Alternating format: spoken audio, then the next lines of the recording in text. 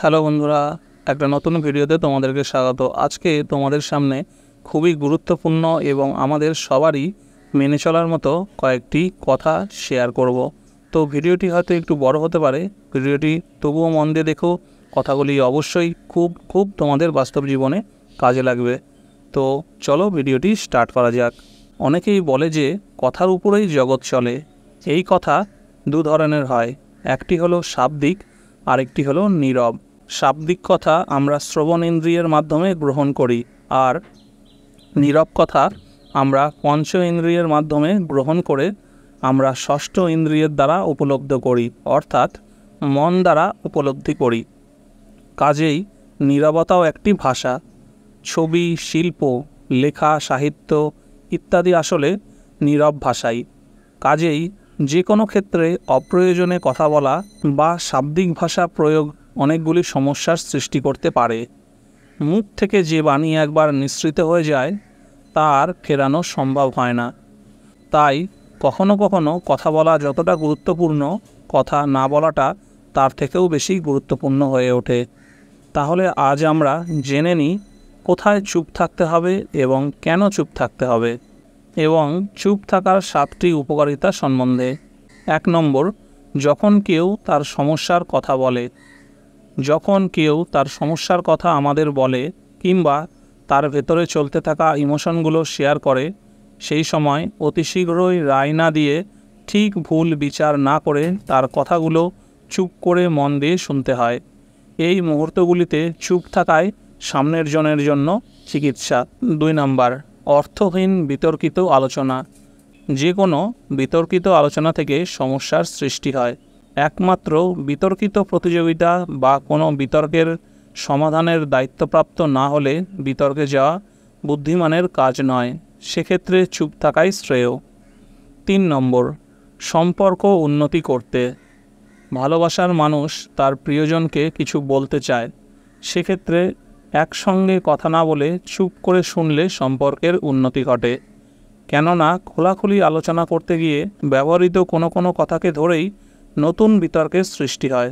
তাই সম্পর্কের মধ্যে আলোচনা চলাকালীন বিতর্কের সম্ভাবনা ঘটলে তর্ক করার চেয়ে চুপ থাকা প্রয়োজন।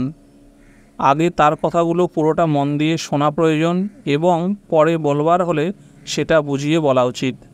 4 নম্বর, অপরিচিত স্থানে। বিভিন্ন প্রয়োজনে আমরা অফিস, দোকান, বাজার ইত্যাদি ক্ষেত্রে নানা মানুষের সংস্পর্শে আসি। সেক্ষেত্রে অপ্রয়োজনীয় কথা বলে সমস্যার সৃষ্টি করে থাকে। এরকম মানুষের দেখা পাওয়া যায় হামেশায়। এরকম অভিজ্ঞতা আমাদের সকলেরই আছে। এ সমস্ত ক্ষেত্রে সময় যেমন নষ্ট হয়, তেমনি অনাহুত ঝামেলা ঘাড়ে চাপার সম্ভাবনা থাকে। তাই বুদ্ধিমান মানুষ অপ্রয়োজনে কথা না বলে চুপ থাকেন।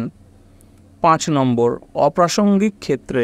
বিভিন্ন অনুষ্ঠান বা আড্ডায় নানা প্রাসঙ্গিক বা অপ্রাসঙ্গিক বিষয় উঠে আসে। বুদ্ধিমান মানুষ প্রাসঙ্গিক বিষয়ে অভিজ্ঞতা শেয়ার করলেও অপ্রাসঙ্গিক বিষয়গুলি মুচকি হেসে এড়িয়ে যান। এতে মেধা, পরিশ্রম যেমন বাঁচে, তেমনি উন্নত পার্সোনালিটি প্রকাশ পায়। 6 নম্বর, গভীর অধ্যয়নের সময়। গভীর অধ্যয়ন বলতে কোনো একটা বিষয় নিয়ে লেখাপড়া, ভাবা ও তথ্য সংগ্রহ বোঝায়।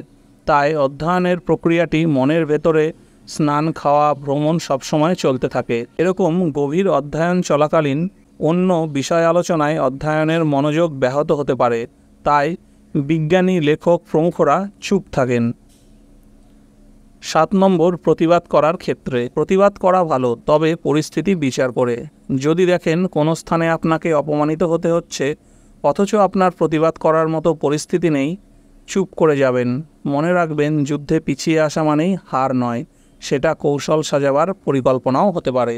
8 নম্বর, এছাড়াও আরও কয়েকটি ক্ষেত্রে আমাদের চুপ থাকা প্রয়োজন, যেমন গাড়ি চালানোর সময়, শরীর চর্চার সময়, খাবার খাবার সময় ইত্যাদি ইত্যাদি। গাড়ি চালানোর সময় আর খাবার সময় কেন চুপ থাকতে হয় সকলেই জানেন। শরীর চর্চার সময় অতিরিক্ত এনার্জি ও অতিরিক্ত অক্সিজেন খরচ হয়। হাঁপাতে হাঁপাতে কথা বললে আরও অতিরিক্ত এনার্জি ও অক্সিজেনের প্রয়োজন হবে। সেক্ষেত্রে ফুসফুস ও হার্ট বিপন্ন হওয়ার সম্ভাবনা থাকে। কাজেই এই কাজগুলো নীরবে করা প্রয়োজন। এবার জেনে নিই চুপ করে থাকার উপকারিতাগুলো কী কী। আমাদের এই অশান্ত পৃথিবীতে অধিকাংশ মানুষের মনই অশান্ত। মনের ভেতরে সর্বদা চলতে থাকে দ্বন্দ্ব আর উতাল পাতাল করা অশান্তি।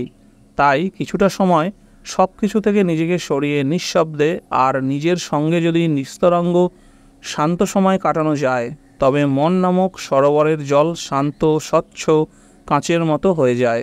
অন্তরে শান্তি ফিরে এলে মন ও মস্তিষ্ক শান্ত হয় এবং শরীরও ভালো থাকে। তাই চিকিৎসা বিজ্ঞানে চেঞ্জে যাওয়ার পরামর্শের বিষয়টি প্রচলিত। 2. একাধিক গবেষণায় একথা প্রমাণিত হয়েছে, প্রতিদিন যদি নিয়ম করে কয়েক মিনিট চুপ থাকা যায়, তা গান শোনার থেকেও বেশি স্বস্তি দেয় মানুষের মস্তিষ্ককে। এতে ব্রেন নিজের একাধিক ক্ষতকে সারিয়ে তোলার সুযোগ পায় এবং নতুন কোষের জন্ম হয় মস্তিষ্কের হিপোক্যাম্পাসে। ফলে আমাদের নতুন কিছু শেখার ক্ষমতা বেড়ে যায় ও স্মৃতিশক্তির উন্নতি ঘটে। 3. কয়েক মিনিটের নীরবতা মানব শরীরে জ্ঞানের বিকাশে সহায়তা করে। ফলে ভাষার দক্ষতা বেড়ে যায়। সারাদিনের ঘটনাগুলো এলোমেলোভাবে মস্তিষ্কে জমা হয়। চুপ থাকার ফলে সেগুলো স্তরে স্তরে সাজাবার সুযোগ ঘটে, আর তখনই অন্তর্দৃষ্টি দ্বারা জ্ঞান লাভ ঘটে। 4. মনোসংযোগ বাড়াতে কয়েক মিনিট চুপ থাকাকে বা নিঃশব্দতাকে সঙ্গী করুন। প্রাণায়াম বা যোগব্যায়ামের মাধ্যমে আপনি কয়েক মিনিট চুপ থাকার অনুশীলন করতে পারেন। এতে করে মনোসংযোগ যেমন বাড়বে, তেমন বাড়বে আপনার কর্মক্ষমতা। 5. যখন দেখবেন আপনার স্ট্রেস লেভেল বাড়ছে, তখনই একটা নিস্তব্ধ জায়গায় চলে যাবেন এবং সেখানে গিয়ে কিছুক্ষণ বসে বড় বড় শ্বাস নেবেন। এমনটা করলে দেখবেন অল্প সময়ের মধ্যেই মানসিক চাপ দূরে পালাবে। প্রসঙ্গত, মাত্রাতিরিক্ত শব্দ মস্তিষ্ককে বিচলিত করে তোলে, ফলে সারা শরীরের ওপর বিরূপ প্রভাব পড়ে। অপরদিকে নিস্তব্ধতা ব্রেনকে শান্তি প্রদান করে, যা স্ট্রেস লেভেল দূর করার জন্য ভীষণ উপকারী। 6. মানুষের অনিদ্রার কারণ অতিরিক্ত চাপ। শরীরের ও মনের উপর যে চাপ জমতে থাকে, তাতে মানুষের ব্রেন নিরন্তর উদ্দীপ্ত ও উদ্গ্রীব হয়ে পড়ে, আর এতেই অনেকের অনিদ্রার সমস্যা দেখা দেয়। তাই রোজ নিয়ম করে অন্তত 2 ঘন্টা চুপ থাকলে অনিদ্রার সমস্যা থেকে নিষ্কৃতি পাওয়া যায় বলে আধুনিক গবেষণায় উঠে এসেছে।